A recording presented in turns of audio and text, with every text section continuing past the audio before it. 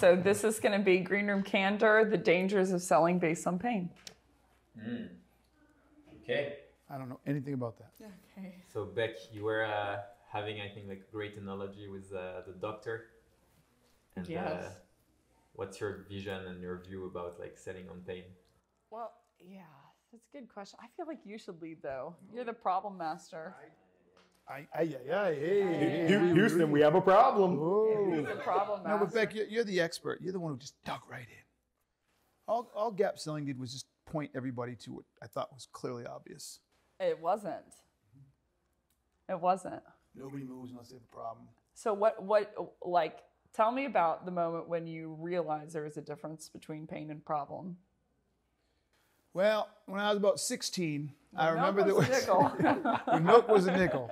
I was sitting in the field, and no, I don't know that there was an epiphany. I think I always understood the difference. And then when I wrote Gap Selling, I had to actually spell it out. But pain is everywhere. Yeah. Pain is everywhere.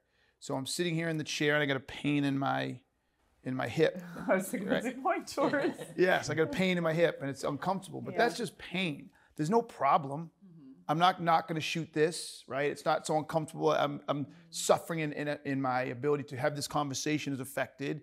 So therefore, there's pain, but there's no problem. And so if you got me and say, oh, there's a pain in your leg, oh, you need to buy something to fix it. No, I don't. Yeah, it's painful, but it's not a problem. It's not manifesting itself into a problem, which then manifests itself to an impact that I'm unwilling to accept.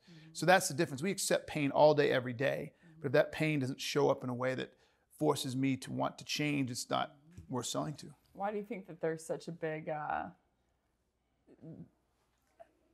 it takes a lot to change, it feels like, for me. Well, yeah, you are hard to change. So would you say that any problem is worth paying for, though, to solve it? That's an interesting question. It's subjective. By definition, to me, it's a problem. Yes, by definition, if it's not a problem, you wouldn't want to change. So yes. Yeah. But you would change, though, like, for example, if I would offer you like a much more comfortable chair so your pain is gone, you would also like to switch, no? No, because the pain isn't quote unquote big enough to, it's not creating a problem. Okay. Right? Now, if it started creating a problem, then I would start saying, okay, what will I pay to fix the problem? Right? So if the pain starts showing up in a way that it causes a big enough problem, then I'm like, okay, that's my current state now. What's the problem I'm currently in? Now define the problem. I don't think I could make it to the end of the video, or I'm not paying attention to what I'm saying, and therefore I'm not articulating myself well. And then I start thinking the impact of that is going to be a shitty Green Room Candor, and these drive us more customers, or this is going up in Times Square, right? And so, Jesus, this is going to be shitty. Oh my God, I better fix this, right? This is the pain is in my opinion, 9 out of 10 times the root cause. Okay, so like for you, a problem essentially is going to be anything that you are ready to pay a solution for. A problem is anything that's driving an impact that I'm willing to pay a solution for, yes. So there's levels to this game. Oh, yeah. Okay. I wouldn't call it levels. I'd call it a cycle or go horizontal, not layers or up and down, go horizontal. Root causes. A continuum. Yes. Yeah. Root causes create problems. Problems create impacts. Impacts is the motivation to change, right? Problems which you identify, root causes are why those problems exist. Okay. All right. That's interesting. I think it's, in my opinion, it's digital and it's in the moment, meaning you either are going to solve for it or you're not. So it's either going to be something I'm going to make a move for, like to your point, I'm going to make a move to solve for this, or I'm not. And I think that people overscore the importance of money, in the equation, that they're like, oh, well, it's about the $5, the $10, something. Most of it is about, like figuring out how to do something new, finding out, like you're rolling the dice every single time that you make a change. You're not positive that it, like a diagnosis, another word for it is an opinion. I'm going to get a second opinion, right? So you're not positive that this solution, whatever it is going to get you the outcome that you want. And so there's a risk every single time, that you change and you put that, flip that gear into motion. So I feel like the pain, to his point, if I have a pain, I'm only going to solve it for one or two. I'm only going to make a move to solve it for one or two reasons. Either the pain is really, really bad, like his hip's bad, but it's not that bad right now. So if it's a scale of 1 to 10, how bad is it right now? 2. So what if it got to an 8? would you do something about it then? But this is the interesting piece, and what you're describing here is how we have to move the definition of an innate. The innate of the pain, it's not the pain that's causing me to move, it's because of innate what is happening. Yeah, right. Right? So again, it's not the pain, it's because it's innate now, in the moment, in my current state, how is that manifesting itself? Yeah. So is it I can't sleep? Or I am so uncomfortable, I'm crying?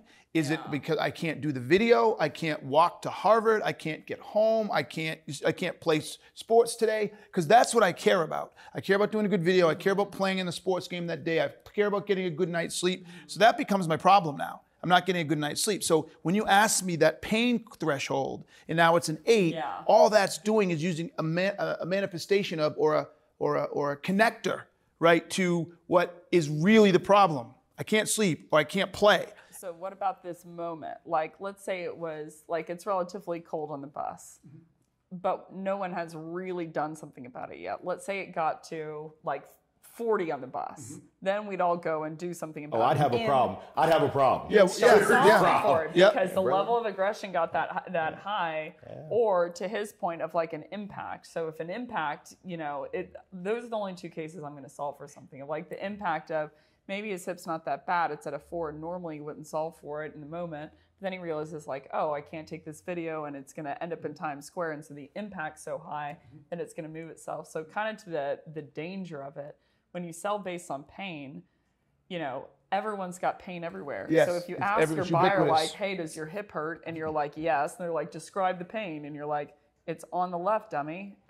Next. And it's like it hasn't become a problem for a reason. He knows that it's not egregious enough, and he has no impact yet unless there's some other information he doesn't know. Now, could there be a problem and we just don't know it because we haven't asked the right question? 100%. And I love your medical, your healthcare analogy. Yeah. I love it. I'm not a doctor, but I stayed at a Holiday Inn Express last night, and I know doctors do a SOAP note, and for them it's the subjective, objective assessment and plan. Right. So it's just interesting how you asked them the question, and the answer was, yeah, I have pain, but there ain't no problem. Right. That's where those questions are so important to get there. What are some strategies that we can really dig in to find not just the pain, no pain, no gain, but the problems? Yeah. Guillaume, you've been quiet. What are some strategies? No, I was curious first, like, because I wanna, but answer Larry's question. I've got another question after that. Okay. Yeah. So we're talking very shallow concepts when we say, oh, I've got a pain in my leg. Okay, that's really shallow. But let's broaden this out to selling, let's say, software, right? So let's say we're selling your stuff, right? And someone comes and says, look, we need a software application that's going to help us write sequences. Our sequences are terrible. They're not good. They take too long to write. Nobody's really responding to them. All of that, right up to no one's responding, even that in a little way is all what I call technical problems, but those are all pains. Okay. And so what I say is, okay, so what? So what that it takes you too long? So what that you're not getting the deliverability you want? So what that no one's responding to them, right? Like, so what? And then like, well, we're behind on our number. Oh, now I understand why you care, right? So now all of that stuff you described, most salespeople sell to right away.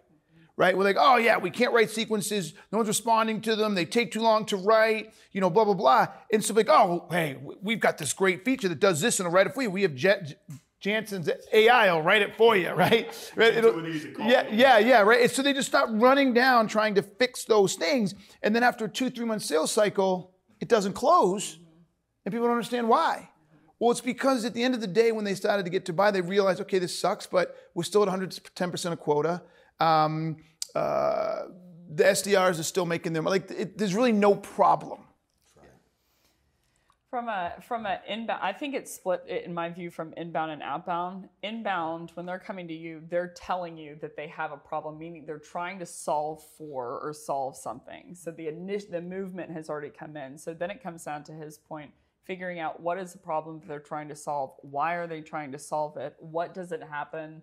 What can they not reach if not? But to your question on unknown problems, to me, you have to find a piece of data that helps them understand, and if there is one, but it's, can I find a root cause of if I have a business problem, if I'm not hitting quota, I don't necessarily know about a root cause that's causing it necessarily.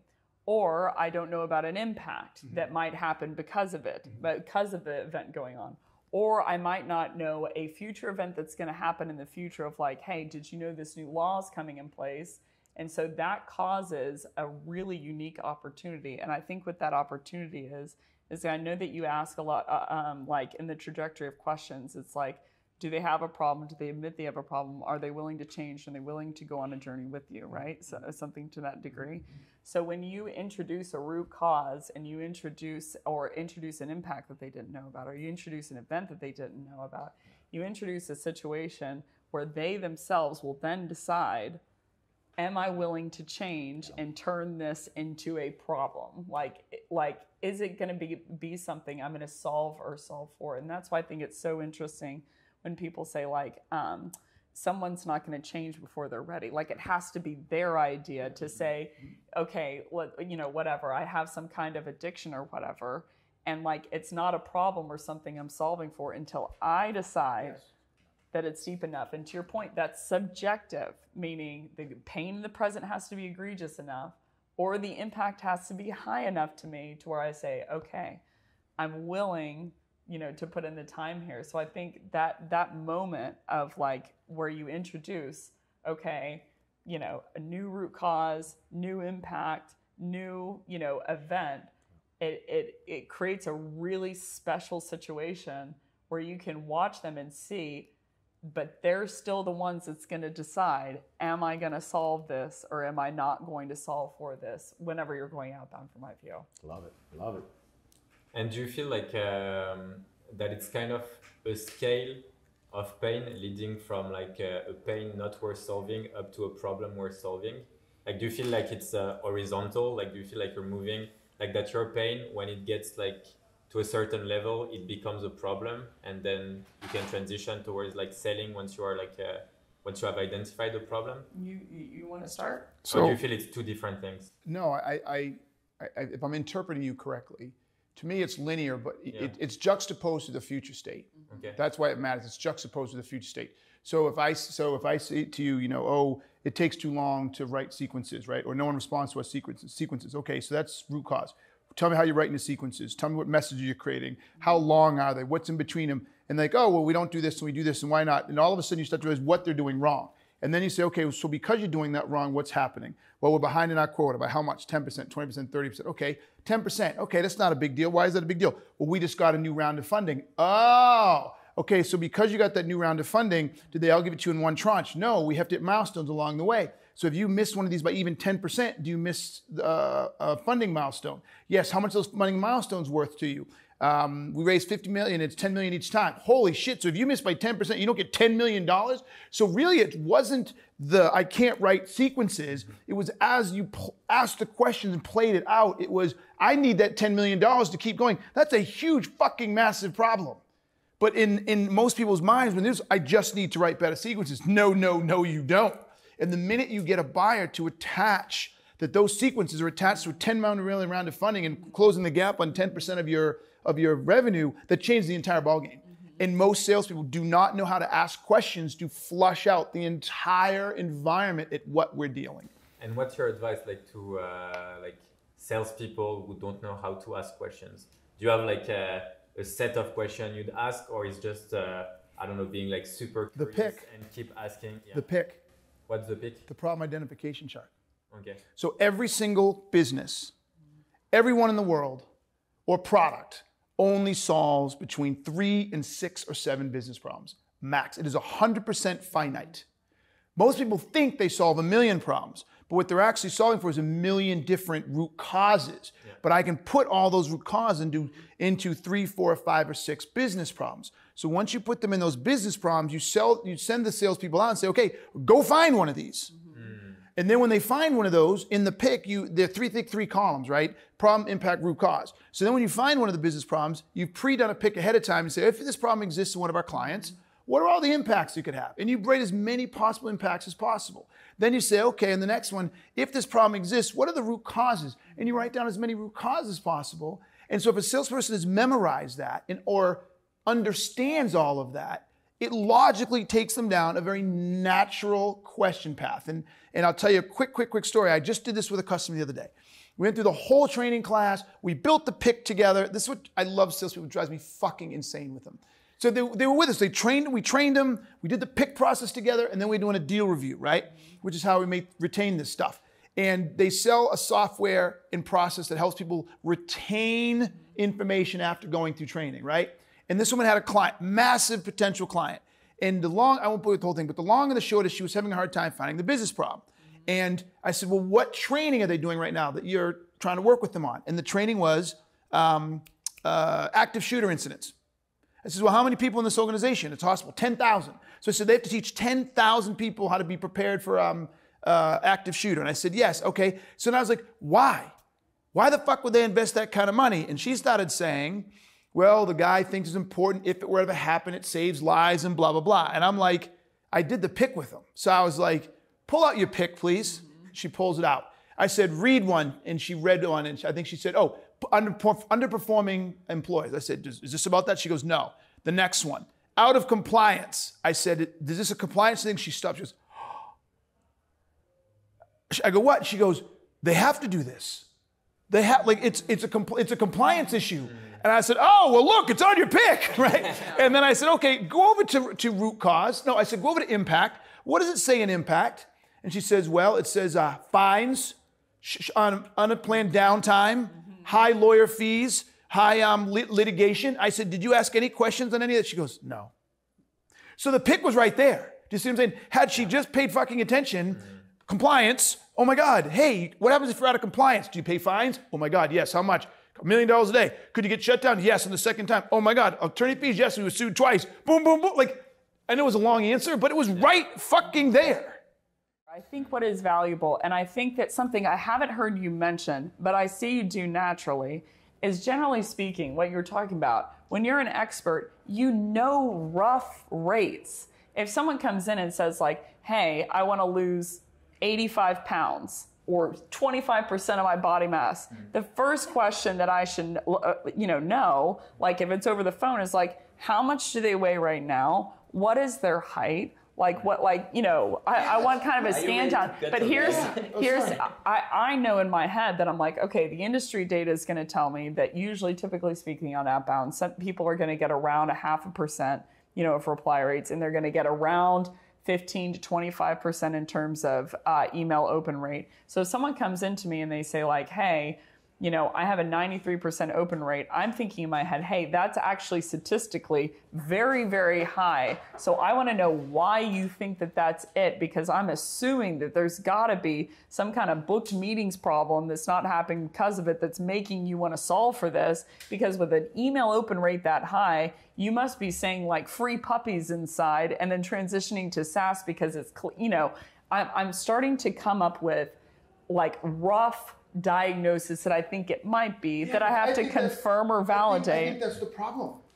Okay, I go in and realize I believe everything is solvable. So that's always on the table. Sometimes it's not.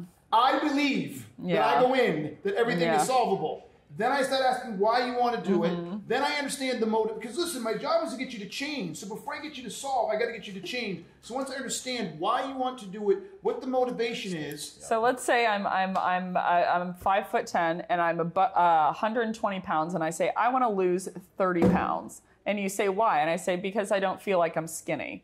Okay. Where do you go from there? Oh my God! I said, so wait, how long have you felt you're not skinny? My entire life. How old are you? Whatever, 36. See, right now, when you say whatever, in my head, that's not whatever whatsoever. It's you're 36 years old, you've been playing this your entire life. What has happened recently? Do you feel you finally want to do something about it?